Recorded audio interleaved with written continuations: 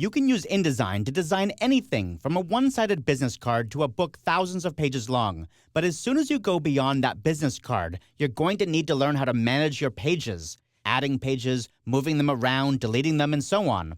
That's what we're going to cover here. All of InDesign's page features show up in two places: the Pages submenu underneath the Layout menu, and also the Pages panel. But the Pages panel has everything from the menu, plus a lot more, so let's focus on the panel. The very first thing I'm going to change in my Pages panel is the layout, the configuration, because currently it shows each spread one on top of the other. It's not a very good use of screen real estate. I would rather go to the Pages panel flyout menu, choose View Pages, and choose Horizontally. Horizontally is a much better use of space, so I like it more, but you can do it either way you want. I'm going to pan up to the top of this page, the first spread, by using Option Spacebar or Alt Spacebar, just so I can see what I'm doing here a little bit better. And I'm going to add a new page. There's a New Page button, Create New Page, down here at the bottom of the Pages panel. And if you click that, it'll add a single new page after whatever is selected in the Pages panel. Right now, both pages 20 and 21 are selected. So if I add a new page, it'll add a new page after that spread. All the other pages in the document shuffle so that they stay in two-page spreads. Now page 22 is selected, that's the new page that I just added, and I can click again to add a second page on that spread. However, if I knew that I wanted two pages to start with, I probably should have used the Insert Pages feature. I can get that from the Pages panel flyout menu, Insert Pages, or, little shortcut, Option or Alt-click on the New Pages button. Option or Alt-click on the Pages button, and up comes the Insert Pages dialog box, and I can say exactly how many pages I want to add and where I want to put them. Perhaps I want to put one page right after page 20.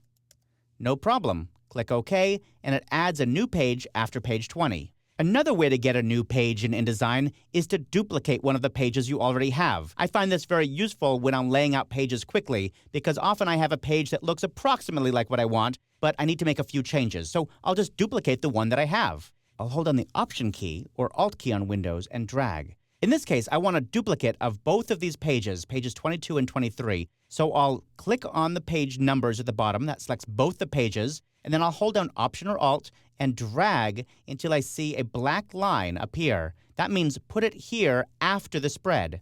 And when I let go, I get a duplicate of that spread right where I wanted it. Of course, the pages in this Pages panel act kind of like a slide tray. If you have a bunch of images or slides in a tray, you can move them around anywhere you want. So if I want this spread to be someplace else, I simply click it and drag it and move it to where I want it to be. And all the pages reflow. There's another way to move pages too, and that is to select Move Pages from the Pages panel flyout menu. I'll choose Move Pages, and now I can specify exactly which pages I want to move and where I want to move them to. For example, I might want to move pages 23 and 24 to later, after page 25. I can choose after a specific page, before the page, or at the beginning or end of the document. Click OK, and you can see that those pages got moved. And again, all the pages reflowed to take their place. Finally, sometimes you find you need to delete pages, and you can do that in the Pages panel too. I'll select this second page of the document, and I want to grab these other blank pages I have, so I'm going to hold down the Command key or the Control key and click on them. The Command or Control click means select discontiguous pages. That means pages that are not next to each other.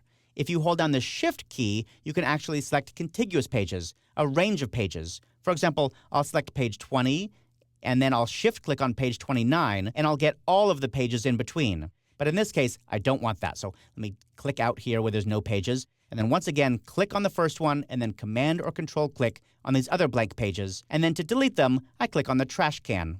It warns me, are you sure you want to delete those? Yes, I do. Click OK, and now they're all gone.